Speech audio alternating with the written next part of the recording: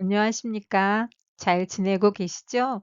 이번 시간에는 중1 국어 미래엔 교과서에 실려 있는 박상기 작가의 옥수수 뺑소니 작품을 살펴보도록 하겠습니다.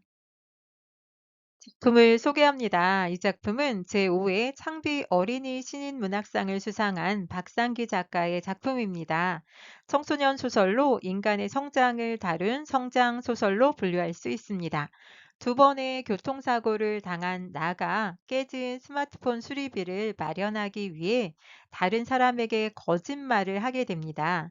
자신의 거짓말로 따뜻하고 순박한 옥수수 아저씨를 곤경에 빠뜨렸음을 깨닫고 자신의 거짓말을 뉘우치고 잘못된 일을 바로잡기로 결심하는 내용으로 나가 정신적으로 성장하는 모습이 드러나고 있는 작품입니다.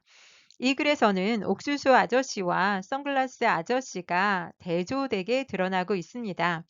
옥수수 아저씨는 경제적 사정이 넉넉하지 않지만 책임감 있고 따뜻한 인간적인 인물로 드러나고, 선글라스 아저씨는 자신이 저지른 일에 대해 책임감이 없고 비인간적인 인물로 드러나고 있습니다. 나는 선글라스 아저씨에게 교통사고가 나서 다친 것과 망가진 스마트폰 수리비를 이와 관련이 없는 옥수수 아저씨에게서 받아내려고 거짓말을 하게 됩니다. 뒤늦게 옥수수 아저씨에게 아픈 아기가 있음을 알고 나서 안타까움과 미안함을 느끼며 아저씨가 죽어간 옥수수를 먹다가 자신의 잘못을 깨닫고 병실을 뛰쳐 나갑니다. 글의 종류와 관련해서 살펴봅니다. 이 글은 인간의 성장을 다룬 소설 작품입니다. 성장 과정에서 겪는 여러 어려움이나 고민 등을 통해 주인공이 정신적으로 성장해가는 모습을 다룬 작품입니다. 눈앞의 이익에 휘둘리지 말고 진실한 마음으로 살아가야 한다는 주제를 담고 있습니다. 그 외에도 상황에 떠밀려 거짓말을 해서는 안 된다는 것과 자신이 벌인 일은 책임을 져야 한다는 것들을 생각하게 하는 작품입니다.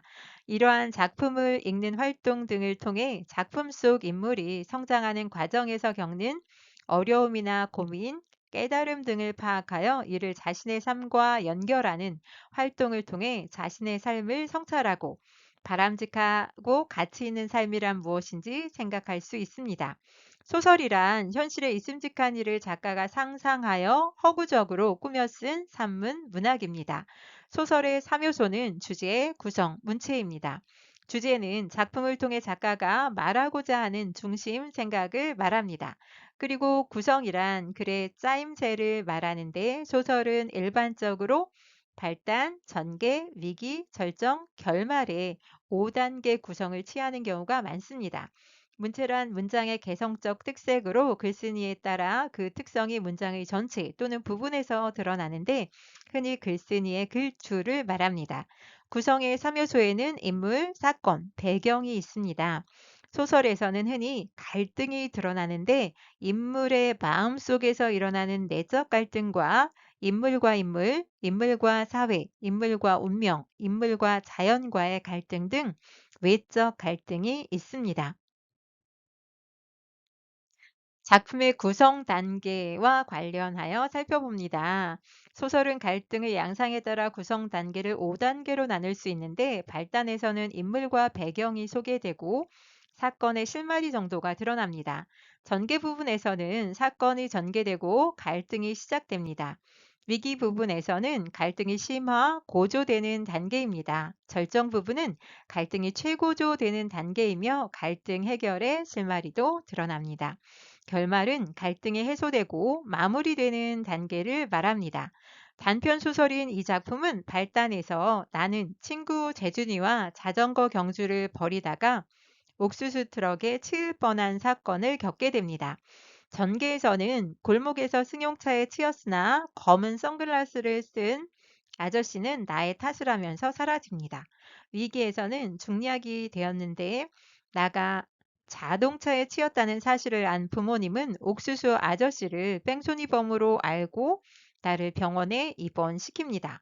절정에서는 허름한 모습으로 나의 병실에 찾아와 사과하는 옥수수 아저씨에게 아픈 아기가 있음을 알게 됩니다. 결말에서는 아저씨를 뺑소니범으로 본 자신의 거짓말을 후회하며 병실을 뛰쳐나갑니다. 이 작품에 등장하는 나는 자신의 거짓말로 인해 따뜻하고 순박한 옥수수 아저씨를 공경에 빠뜨린 것을 깨닫고 자신이 한 거짓말을 바로잡기로 결심하는 모습이 드러나고 있습니다. 작품의 서술자와 관련하여 이야기해 보도록 하겠습니다. 서술자란 소설에서 작품의 인물, 사건, 배경을 바라보고 독자에게 이야기를 전달하는 사람을 말합니다. 서술자는 독자에게 소설 속 내용을 효과적으로 전달하기 위해 작가가 만들어낸 존재로, 서술자는 작품 속에 등장하거나 작품 밖에 위치하여 사건, 인물의 행동과 심리 등을 전달합니다. 시점이란 소설에서 인물이나 사건을 바라보는 서술자의 위치나 태도 등 서술자가 사건이나 인물 등을 바라보는 관점으로 서술자의 위치와 시각에 따라 네 가지로 나누는데, 서술자가 사건이나 인물 등을 어떻게 바라보느냐에 따라 작품의 내용이나 분위기가 달라집니다. 시점은 흔히 서술자의 위치에 따라 1인칭 주인공 시점, 1인칭 관찰자 시점, 3인칭 작가 관찰자 시점, 3인칭 전지적 작가 시점으로 나눌 수 있습니다.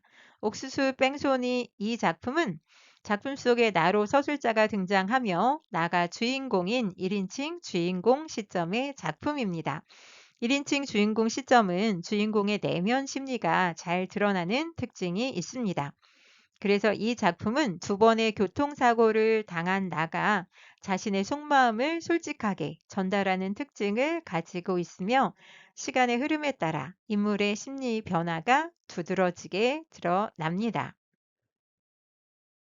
작품을 정리하면서 마무리하겠습니다. 이 글은 갈래가 소설이며 분량상 단편소설, 시대상 현대소설, 내용상 성장소설로 분류할 수 있습니다. 소설은 분량상 단편, 중편, 장편, 대하소설 등으로 나누며 시대상 고전소설과 현대소설로 분류합니다. 성격은 자신의 잘못을 돌아보고 반성하는 모습이 있어 성찰적이란 말을 쓸 수 있습니다. 그리고 한 개인이 겪은 일이므로 개인적이란 말도 쓸 수 있습니다. 중심 제재는 두 번의 교통사고입니다. 한 번은 옥수수 트럭 아저씨와 관련된 사건이었고, 다음은 검은 선글라스를 쓴 승용차와의 사고입니다. 주제는 눈앞의 이익에 휘둘리지 말고 진실한 마음으로 살아야 한다는 내용입니다. 박상기 작가는 뺑소니라는 게 교통사고에만 해당하는 말이 아니더군요. 그래서 생각해 봤습니다. 삶의 수많은 선택 가운데 나는 뺑소니 치지 않았나?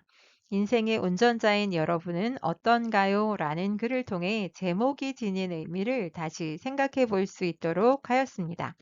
시점은 1인칭 주인공 시점입니다. 특징으로는 두 번의 교통사고를 당한 나가 자신의 속마음을 솔직하게 전달하는 형식으로 시간의 흐름에 따른 인물의 심리 변화가 두드러지게 드러나고 있는 작품입니다.